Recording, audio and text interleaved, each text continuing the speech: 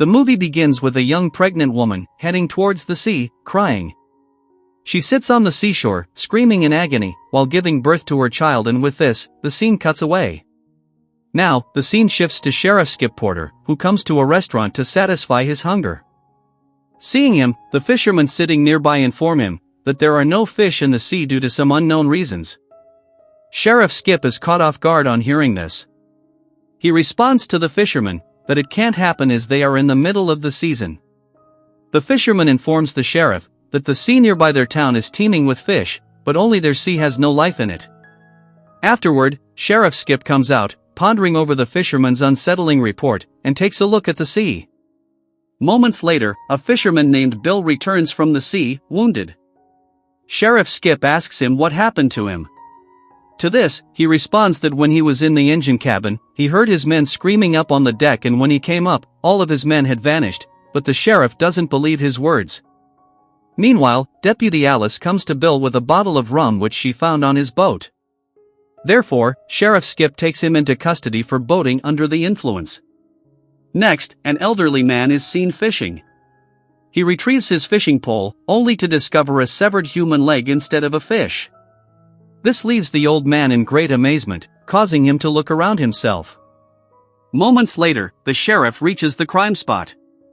The cop informs him that an elderly man was fishing when he hooked into a leg, and it seems to be one of our missing fishermen. Sheriff Skip orders the other cop to get the torn-apart leg medically examined to find the cause. Afterward, the scene shifts to Mr. John Burton, a marine biologist, and his assistant Sandy, who run their own aquarium to spread knowledge about the ocean life among the people. He enlightens the children around him about sea anemones and sea stars. Shortly after Sandy, his assistant approaches him and informs him about Sheriff Skip's call. So, he goes away, leaving the children under Sandy's guidance. Next, Sheriff Skip comes into the investigation room, where Bill is still in police custody. Sheriff lets him know that the police have found a piece of body washed up on Pearl Beach, but the good news is that the blood on his boat is type O, and you happen to be type O, meaning that blood is not of your men. After telling this, Sheriff Skip starts leaving, but just then, Bill asks the sheriff to give him a call whenever he needs anything. At the aquarium, John returns from the police station and explains to Sandy that something washed up on the beach and the sheriff wanted him to examine it. Consequently, I told them I would be at the beach the next morning. In the same town, a tavern is run by Phyllis Brand and her daughter Abby Brand. In the bar, a fisherman tries to captivate Abby, but she reveals to her mother that she is not romantically interested in any fisherman. On the beach, the sheriff comes upon a brutally killed seagull. Meanwhile, a cop reveals that another body of a missing fisherman has been found at the harbor. Apart from this, John Burton is on his way. Afterward, the sheriff moves to the harbor and finds the torso of a missing fisherman. Meanwhile, John shows up there. He shakes hands with the sheriff. Afterward, he examines the body. He tells the sheriff that he has to do an autopsy on the body to find the cause. In the autopsy room, after examining the bite pattern, he reveals that it was not done by a shark because they leave a clean bite mark. John asks the sheriff if he can arrange a fishing boat. Skip answers in the affirmative. One day, Sandy arrives at the bar, where she encounters Abby. Shortly after, both Abby and Sandy hit it off. In the course of the conversation, Sandy reveals to her that she arrived in this town with her boss John Burton, a marine biologist, and both of them are trying to find out who is attacking the fishermen out there. Meanwhile, John also arrives there. Abby tries to feel the pulse of both Sandy and John, but John does not let the cat out of the bag and says the investigation is going on. Hence, we should not be talking about it. Afterward, he mildly scolds Sandy for revealing it to Abby. Sandy gets offended by John's such behavior towards her, causing her to walk out on him. John urges Abby to keep what Sandy told her to herself. Later, she says to John, it may be possible that a pot of mermaids from far away came and scared other fishes off, but John doesn't approve of this theory. Shortly afterward, she gives him her phone number if he needs anything in the future. After which, John leaves, but Abby seems to be romantically interested in him. The next morning, Sandy goes for a walk on the beach. After a while, she senses something coming after her. So, she turns around and finds a creature sprinting to her. She tries to escape the creature, but soon, she is brutally torn apart by the creature. In the next scene, Skip hires Bill's fishing boat. John asks them to navigate the boat to the mouth of the river to catch the hidden killer. He says that if the salmon are there, the killer will be there as well. Thereafter, they leave.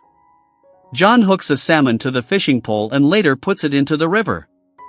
Bill tells John and the sheriff that there are no fish down in the water according to the sonar. To this, John says, there is something or other here that has driven away all the fish from here. Shortly after, the fishing rod begins to be pulled into the river, but John pulls it back and sees that something ate the salmon, but left its scale on the fishhook. John says it is not a shark because they don't have scales. He packs the scale for the DNA test.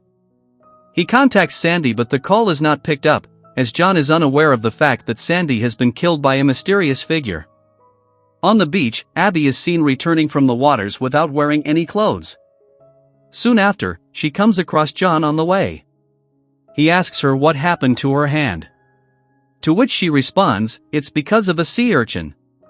She asks him about Sandy. John answers that even he has not seen her since morning. Afterward, Abby asks him to come to the bar after he is done with his work. John accepts her offer and leaves. Afterwards, he comes to examine the body of a fisherman once again, and when he closely checks on the body, he finds a scale in the body. In the bar, Abby's mother asks her where she has been for so long. Abby answers that she went for a swim, which caused to lose track of time. At the same time, Abby's eyes turn blue as if she were a mermaid. Phyllis questions her who he is. Meaning, who is the one whom she loves? To which she responds, it's John Burton, a marine biologist. Phyllis warns Abby to be cautious while messing with a professional man like John. Next, some visitors arrive at the beach to relish the beauty of nature, but soon after, the little girls happen to see the butchered body of Sandy lying in the rocks, causing them to freak out. Someone knocks on the door, and John answers it. He finds an envelope at the threshold. He opens it and stumbles upon a newspaper. Through the newspaper, John learns that Jack Brand, a fisherman, survived the attack. He immediately calls the sheriff and asks if he knows Jack Brand. Skip replies in the affirmative. Then, John says that he has to ask Jack some questions. Then, Skip says he can see Jack at the Bank Tavern. Then, John replies, I know where it is. Moments later, John turns up at the tavern and places the same newspaper on the counter. He tells Phyllis that he has to see Jack Brand to question him about the incident in 1979. She says he can see him upstairs because he is already waiting for you. John comes upstairs and finds Jack sitting on the wheelchair. John inquires of him how he dodged the attack. To which Jack responds, Daughters of the Sea return every 10 years. He reveals that 30 years ago, he and his men went fishing.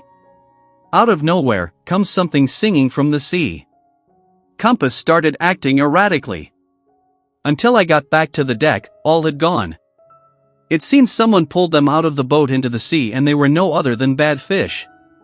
Every 10 years, the mermaids return from the sea and feed on fishermen. All but one, and she has to stay on land and find a mate to breed within 7 days, or she must return to the sea with others empty-handed. And if she finds a mate within this period and accepts the seed of a man, she will live her remaining days on dry land. In the end, Jack tells John that he is the one she wants. John considers Jack to be out of his mind. Consequently, he leaves, ignoring his warning. Outside the tavern, he receives a phone call and is informed that Sandy has been killed as well. Without any delay, John reaches the beach and finds Sandy's body, covered in blood. Afterward, John quits this work and begins to leave, while the sheriff tries to bring him around not to do so. John explains that he is not the right person to solve this case. Therefore, call the FBI or the Coast Guard. Bill is drinking at the bar when John arrives there. John tells Abby that they need to talk, but just then Bill begins to misbehave with John, forcing him to knock down Bill. Abby makes a drink for John, but before giving him, she mixes her green sputum in it. John without a second thought drinks it. But shortly after, his mind begins to spin. Abby takes him to the beach and tells him that she was born there. She usually leaves, but this year she needed to stay to complete the process. I couldn't let Sandy get in between us. So I killed her. John falls unconscious on the beach. She says to him, I can't stay with you tonight, as I have to eat someone. Saying this, she leaves. In the next scene, Bill sleeps in his boat. Just then, Abby reaches there quietly and savagely kills Bill. Later, she eats him. Next morning, John finds himself drenched on the beach, but on his way home, he is kidnapped by a mercenary of Abby. He is taken to the tavern before Jack. Soon after, Phyllis also arrives there taking a bottle filled with her sputum. She forcibly makes him swallow the sputum. John begins to lose his consciousness. Afterward, he is taken to a place where the mating process is to be carried out. Abby kisses John and later mate with him to receive John's seed to impregnate herself. During the mating, Abby remains in her true form and shortly, the mating process completes, and as soon as the mating process completes, other mermaids fall on John and begin to eat his body organs. Next, the pregnant Abby runs to the sea to give birth to her child. She gives birth to a baby girl, whom she throws into the seawater, and while doing this, there is a smile on her face. In the closing scene of the movie, Abby kisses John's head and leaves, meaning he is still alive, but his legs have been torn off, and with this scene, this movie comes to an end.